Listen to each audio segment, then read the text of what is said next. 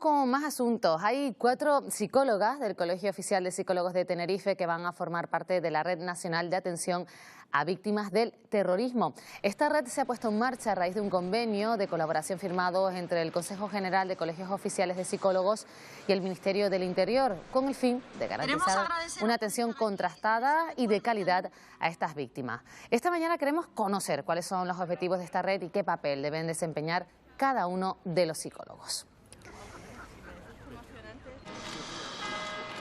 Y para ello se encuentra con nosotros May Bernal, que es una de las personas que van a formar parte de esta red. Ella es psicóloga y subdirectora del Centro Psicológico CPC. Buenos días. Buenos días. Bueno, ¿qué cualidades han valorado en usted para que forme parte de esta red? Bueno, sobre todo lo que es la formación, ¿vale? Pedían formación y experiencia con este tipo de colectivo. Y es más que nada, pues lo que dijiste, el objetivo es que sepa la población, pues que cuentan, en caso de que suceda algún acontecimiento traumático, pues que cuentan con una red de profesionales a nivel provincial. Todas las provincias tienen su equipo de psicólogos que están pues altamente cualificados para trabajar con ese tipo de población. Usted es una de las 4 psicólogas de la provincia de Santa Cruz de Tenerife. ¿Y cómo funciona esta red? ¿Cómo se activa? Nos activaría en caso, pues la Dirección General, ¿vale?, de Atención a Víctimas de Terrorismo. Eso ya depende del Ministerio del Interior. Habrían 3 tipos, según esta red, 3 tipos de intervenciones. Habría una intervención que se llamaría de emergencia, una intervención psicológica de urgencia, que tendría lugar en las primeras 72 horas después de haber ocurrido el acto terrorista. También se puede prolongar durante días, ¿vale? Lo que sería el acompañamiento a hospitales, a tanatorios, al reconocimiento de cadáveres, alguna situación que pueda surgir. Es un poquito paliar el sufrimiento, el malestar de la persona y la disrupción vital que tiene las consecuencias de un acto terrorista. Después habría una intervención inmediata, que se le llama, que esa ocurriría días después de haber ocurrido el atentado. No pueden pasar más de 6 o 8 semanas.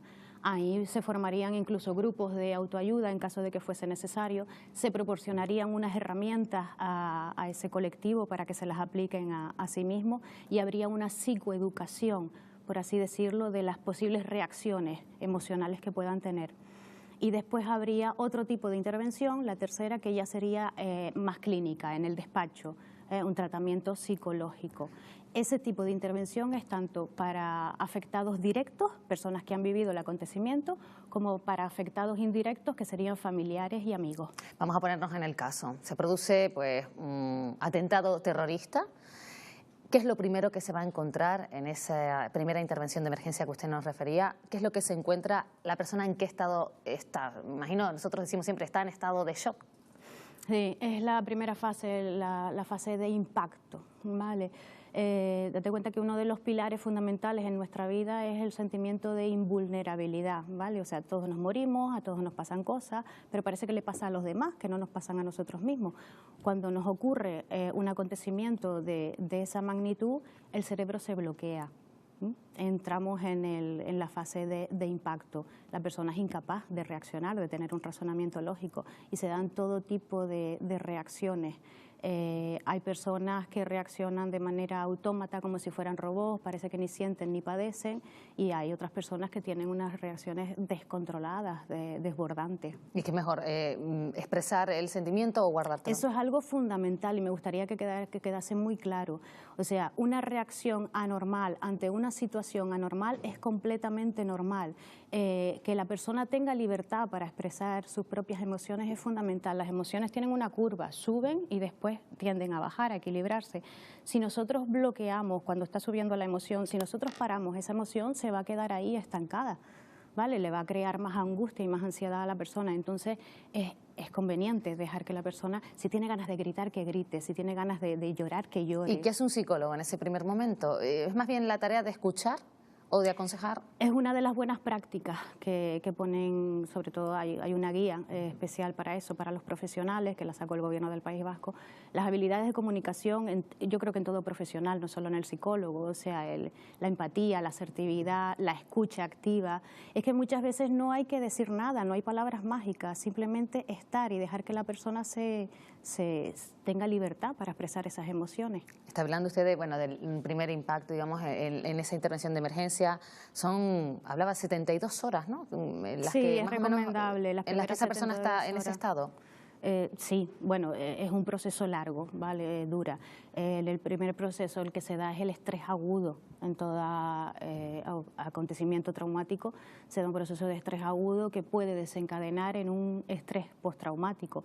Entonces, las primeras intervenciones, las 2 primeras intervenciones están precisamente para eso, para tratar ese estrés agudo, sobre todo la psicoeducación. ¿Y cómo se trata? ¿Qué se hace para nosotros entenderlo? ¿Qué hacen desde el punto de vista psicológico? ¿Escuchar, aconsejar, no sé, algo más que nos pueda desvelar de esa primera atención? Sí, la intervención es in situ, o sea, en el lugar de los acontecimientos donde ocurrió el acto terrorista.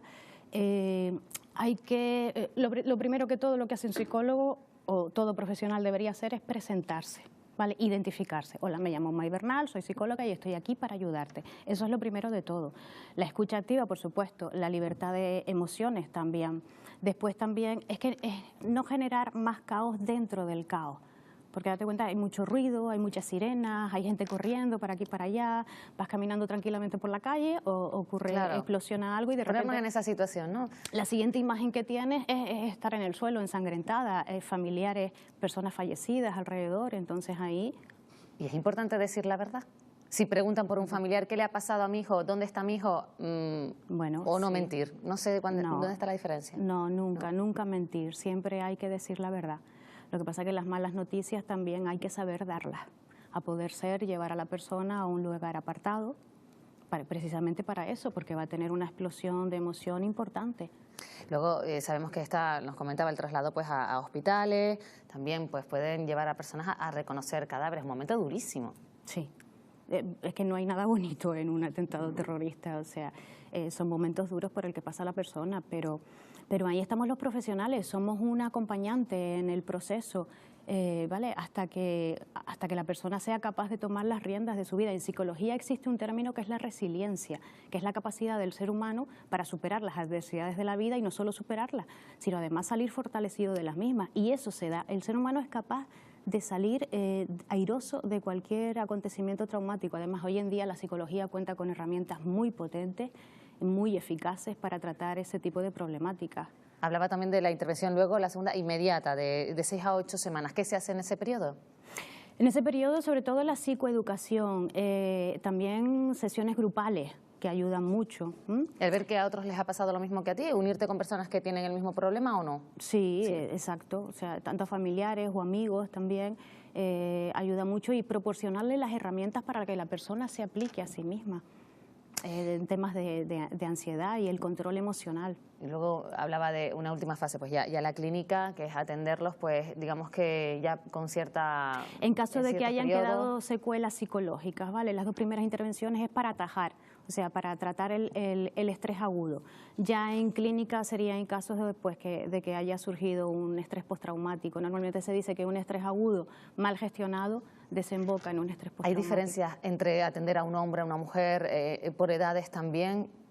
Hombre, entre hombre y mujer no, pero a los niños sí, a los niños se le trata de... Eso es otra intervención diferente. Bueno, me imagino que si esto es duro, pues más duro aún.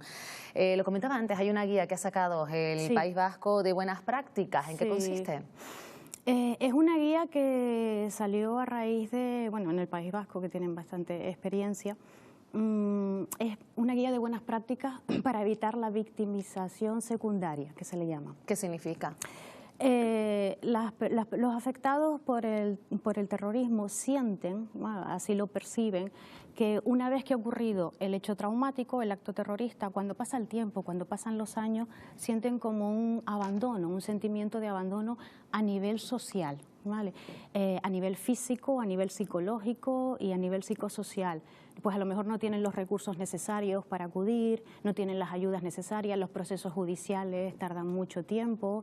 Entonces, pues esa práctica salió, esa guía salió precisamente para paliar un poco las carencias sociales. ¿Era necesaria tener esa guía? ¿No existía nada antes que lo regulase o que lo recogiera, mejor dicho? Creo que no. Vale. Hay normas, en la formación pues nos formamos continuamente, pero bueno, no está de más tener un protocolo. ¿Vale? ¿Y algunos ejemplos de lo que recoge esa guía? ¿Nos podría dar? Ejemplos, sí, por ejemplo, el derecho a la información, el derecho que recoge esa guía. En las buenas, sí, por ejemplo, en lo que nos toca a nosotros, a los profesionales, el informarnos de la persona, porque cada persona es un mundo, es un universo, informarnos de su historia personal antes de haber ocurrido el acontecimiento. Si estaba pasando por un proceso difícil, es más complicado una recuperación después del acto terrorista, ¿no?, del acontecimiento traumático. También acompañar a la persona, al mismo profesional, porque si tienen que ir al médico, que lo vea un diferente médico, el contarle el mismo a una persona... Otra vez volver a repetir la historia. Cansa y desmotiva bastante.